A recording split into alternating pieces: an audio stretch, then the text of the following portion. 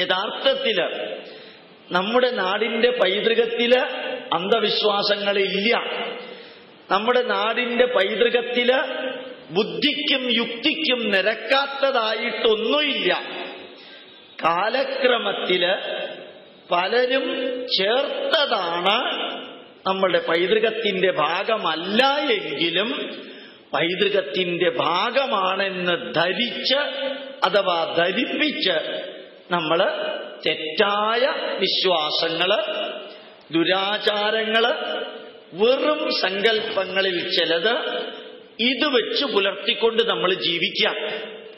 അപ്പൊ യഥാർത്ഥത്തില് നമ്മൾ ചെയ്യേണ്ടത് എന്താണോ നമ്മൾ പഠിക്കുന്നത്, എന്താണോ നമ്മൾ ആചരിക്കുന്നത്, എന്താണോ നമ്മൾ പ്രചരിപ്പിക്കുന്നത്, അത് ബുദ്ധിയും യുക്തിയും ശാസ്ത്രവും ഉപയോഗിച്ച് വേണം അത് ചെയ്യാൻ. എന്റെ മുമ്പിലിരിക്കുന്നവരില് ധാരാളം പേര് കമ്മ്യൂണിസ്റ്റുകാരുണ്ടാവും, കോൺഗ്രസ്സുകാരുണ്ടാവും, BJPക്കാരുണ്ടാവും, പല പാർട്ടിയിൽപ്പെട്ടവരുണ്ടാവും, പല മതത്തിൽപ്പെട്ടവരുണ്ടാവും, പല വിശ്വാസത്തിൽപ്പെട്ടവരുണ്ടാവും. അതെല്ലാം അവരുടെ സ്വന്തമായിട്ട് നിൽക്കട്ടെ. ഈ രാഷ്ട്രം അവരുടേതാണ്. ഇടതുപക്ഷത്തിന്റെയും വലതുപക്ഷത്തിന്റെയും മധ്യപക്ഷത്തിൻ്റെതുമാണ് ഈ രാഷ്ട്രവും ഈ രാഷ്ട്രത്തിന്റെ പൈതൃകവും. നിങ്ങൾ കമ്മ്യൂണിസ്റ്റുകാരനായതുകൊണ്ട് ഈ നാടിന്റെ പൈതൃകം പഠിക്കരുത് എന്ന് പറയാൻ, അല്ലെങ്കിൽ ഈ നാടിന്റെ പൈതൃകത്തെ പുച്ഛിക്കണമെന്ന് പറയാൻ ലോകത്തിൽ ആർക്കും അവകാശമില്ല. അതുകൊണ്ട് നിങ്ങൾ ഏത് ചിന്താധാര വെച്ചു പുലർത്തുന്നുവോ അതിൽ തന്നെ തുടരുക. പറ്റുമെങ്കിൽ ഈ പൈതൃകത്തെ നേരത്തെ പറഞ്ഞതുപോലെ ബുദ്ധിയും യുക്തിയും ശാസ്ത്രവും ഉപയോഗിച്ച് വിശകലനം ചെയ്യുന്നതില് ശരി ഏതെന്ന് നിങ്ങൾക്ക് തോന്നുന്നോ അത് സ്വീകരിക്കാം. ആ ശരിയും ഇന്നത്തെ കാലത്തേക്ക് പ്രയോജനമുള്ളതുമായ അറിവുകള് ഒരിക്കൽ നിങ്ങൾക്ക് ജീവിതത്തിൽ പകർത്താൻ സാധിച്ചാൽ ഞാൻ വാക്ക് തരുന്നു, നിങ്ങളുടെ ജീവിതത്തിൽ അസാധാരണമായ മാറ്റമുണ്ടാകും. ആ മാറ്റമുണ്ടാവുമ്പോഴാണ് യഥാർത്ഥത്തില് നമ്മൾ ജീവിക്കുന്നത്, അഥവാ നമ്മളുടെ ജീവിതം ധന്യമായ ജീവിതം ആവുന്നത്. അനവധി വിഷയങ്ങളുണ്ട് നമ്മളുടെ പൈതൃകത്തില്. കുറച്ചു മുമ്പ് ജീവിതത്തിൽ ആഗ്രഹിച്ചിരുന്നൊരു ഭാഗ്യമായിരുന്നു ആലപ്പുഴയിലെ മെഡിക്കൽ കോളേജിലെ വിദ്യാർത്ഥികൾക്ക് ഒരു ക്ലാസ് എടുക്കണമെന്ന്. ഏതാണ്ട് 2 മണിക്കൂർ അവിടുത്തെ ക്ലാസ് എടുത്തിട്ടാണ് ഇങ്ങോട്ട് വന്നത്. എനിക്ക് സന്തോഷം തോന്നി. SFIയുടെ യൂണിയനാണ് ഈ ലെക്ചർ അറേഞ്ച് ചെയ്തത്. പിൻ ഡ്രോപ്പ് സൈലന്റ് ആയിട്ട് വളരെ ഗംഭീരമായിട്ട് അവർ പ്രോഗ്രാം അറേഞ്ച് ചെയ്തു. എന്നിട്ട് ഞാൻ ഇറങ്ങി മുമ്പോട്ട് വന്നപ്പോൾ 7 വിദ്യാർത്ഥികള് തല കുനിച്ച് എന്റെ കാല് തൊട്ടു. ഡോക്ടർ ഗോപാലകൃഷ്ണനെ നമസ്കരിക്കുന്നതും കാല് തൊടുന്നതും 100% അംഗീകരിക്കാറില്ല. എങ്കിലും മെഡിക്കൽ വിഷയം പഠിക്കുന്ന MBBSലെ 4th ഇയറും 3rd ഇയറും സ്റ്റുഡൻസ്, അതും SFI യൂണിയനിൽ പ്രവർത്തിക്കുന്നവര്, അസാധാരണമാം വിധം അൾട്രാ മോഡേൺ നോളജ് കൈകാര്യം ചെയ്യുന്നവർക്ക് എന്തുകൊണ്ട് തലകുനിക്കണമെന്ന് തോന്നി എന്നാണ് എന്റെ മനസ്സിനോട് ചോദിച്ചത്. കാരണം നമ്മളുടെ എല്ലാവരുടെയും മനസ്സിനകത്ത്, നമ്മളുടെ എല്ലാവരുടെയും രക്തത്തില് ഈ പൈതൃകമുണ്ട്. അതൊന്ന് ഓർമ്മിപ്പിച്ചാൽ മാത്രം മതി. പഠിപ്പിക്കേണ്ട ആവശ്യമൊന്നുമില്ല. Reminding dum what is your inheritance, what is your heritage, just remind them. ആവേശഭരിതരാകാതിരിക്കില്ല, ഉറപ്പാണ്. കൊലിയക്കോട് കൃഷ്ണൻ നായര് പ്രഗത്ഭനായ CPM നേതാവാണ്. അദ്ദേഹം ഒരു ടാക്സി പിടിച്ചു. ഡ്രൈവറോട് പറഞ്ഞു, എനിക്ക് മാവേലിക്കര വരെ പോകണം തിരുവനന്തപുരത്തുനിന്ന്. ടാക്സി മുമ്പോട്ട് പോയപ്പോൾ ഡ്രൈവറുടെ കയ്യില് ഇന്ത്യൻ ഇൻസ്റ്റിറ്റ്യൂട്ട് ഓഫ് സയന്റിഫിക് ഹെറിറ്റേജിന്റെ CD ഉണ്ടായിരുന്നു. അയാൾ ആ CD ഇട്ടു. കുറെ കേട്ട് കഴിഞ്ഞപ്പോ കൃഷ്ണൻ നായർ ഇത് വളരെ ശ്രദ്ധയോടുകൂടി കേട്ടപ്പോ ഡ്രൈവർ ചോദിച്ചു, സാറിന് ബോറടിക്കുന്നുണ്ടോന്ന്. ഏയ്, ബോറടിക്കുന്നില്ല, വളരെ രസമുണ്ട്, അത് നിർത്തണ്ട പറഞ്ഞു. മാവേലിക്കര എത്തിയപ്പോ ഡ്രൈവർ ചോദിച്ചു, തിരിച്ചു പോകുമ്പോ വേറെ ഏതെങ്കിലും ഇടാം അല്ലേ എന്ന്. അപ്പൊ അദ്ദേഹം പറഞ്ഞു, ഏയ്, ഇതിവിടെ വെച്ച് തന്നെ നിർത്തിയേക്കാം, ഇതിന്റെ തുടർച്ച വേണം തിരിച്ചു പോകുമ്പോ ഇടാൻ. അപ്പൊ ഏത് പാർട്ടി, ഏത് ജാതി, ഏത് മതം, ഏത് വിശ്വാസം, ഇതൊന്നും ഇവിടെ പ്രാധാന്യമുള്ള കാര്യമേ അല്ല, ചർച്ച ചെയ്യേണ്ട വിഷയമേ അല്ല. മറിച്ച് എന്റെ അമ്മ അടുത്ത് നിൽക്കുന്നുണ്ടെങ്കിൽ സന്തോഷത്തോടുകൂടി അഭിമാനത്തോടുകൂടി ഞാൻ പറയുകയാണ്, ഇതാണ് എന്റെ അമ്മ.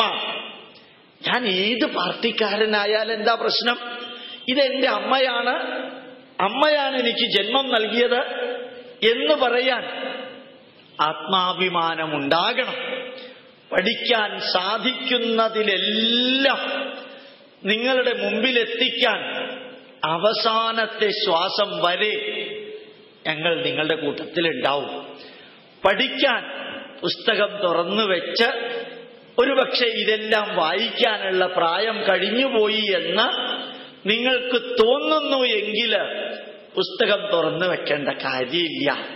CD-യോ VCD-യോ ഇട്ട് കട്ടൻ ചായയോ നല്ല ചായയോ കുടിച്ചുകൊണ്ട് കാറ് ഡ്രൈവ് ചെയ്യുമ്പോഴോ അല്ലെങ്കിൽ ഉറങ്ങാൻ പോകുമ്പോഴോ അടുക്കളയിൽ ദോശ ഉണ്ടാക്കുമ്പോഴോ കുളിക്കാൻ പോകുമ്പോഴോ അതൊന്ന് സ്വിച്ച് ഓൺ ചെയ്ത് പറ്റാവുന്നിടത്തോളം സമയം അത് കേൾക്കാനുള്ള അവസരം സ്വയം ഉണ്ടാക്കിയാൽ ഉറപ്പ് തരുന്നു ഗോപാലകൃഷ്ണൻ, ഒറ്റ മാസം കൊണ്ട് ഭാരതീയ പൈതൃകത്തിന്റെ കുറച്ചെങ്കിലും മനസ്സിലാക്കാൻ വലിയ ബുദ്ധിമുട്ടൊന്നും ഉണ്ടാവില്ല.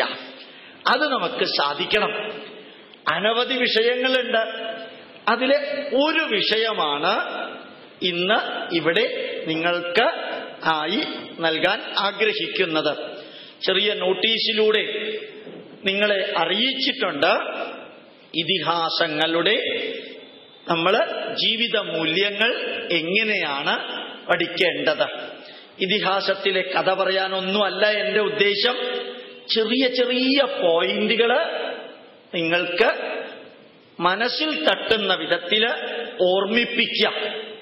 എന്താണ് നമ്മുടെ ഇതിഹാസം, എന്തിനാണ് അത് എഴുതിയത്, എങ്ങനെയാണത് പഠിക്കേണ്ടത്, പഠിച്ചതുകൊണ്ട് എന്തു പ്രയോജനം, 21ാം നൂറ്റാണ്ടില് ഈ ത്രേതായുഗത്തിലും ദ്വാപരയുഗത്തിലും എഴുതിയ രാമായണവും മഹാഭാരതവും കൊണ്ട് എന്തു പ്രയോജനം എന്ന ചോദ്യങ്ങൾക്ക് ഉത്തരം പറയാൻ പാകത്തിന് നമ്മൾ വളരുക.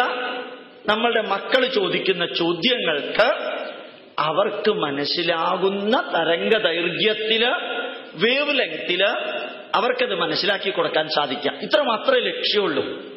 അതുകൊണ്ട് നമ്മളുടെ ഇതിഹാസം എന്ന വാക്കിന്റെ അർത്ഥം എന്താണ്?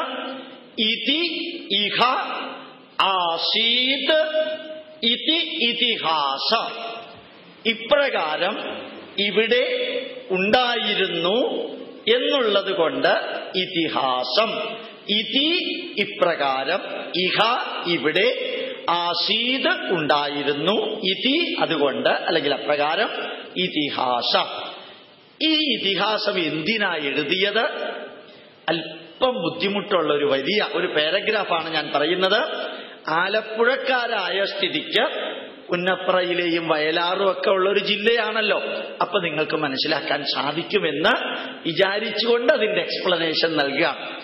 ഭാരതീയ ഗ്രന്ഥങ്ങളില് ആദ്യത്തെ തട്ടിലിരിക്കുന്ന 4 ഗ്രന്ഥ സമൂഹങ്ങളുണ്ട്. ഏറ്റവും മുകളിലിരിക്കുന്ന 4 ഗ്രന്ഥ സമൂഹങ്ങൾ. ആ 4 എണ്ണത്തിൽ ഒന്നാമത്തേത് വേദം, ഋഗ്വേദം, യജുർവേദം, സാമവേദം, അഥർവവേദം.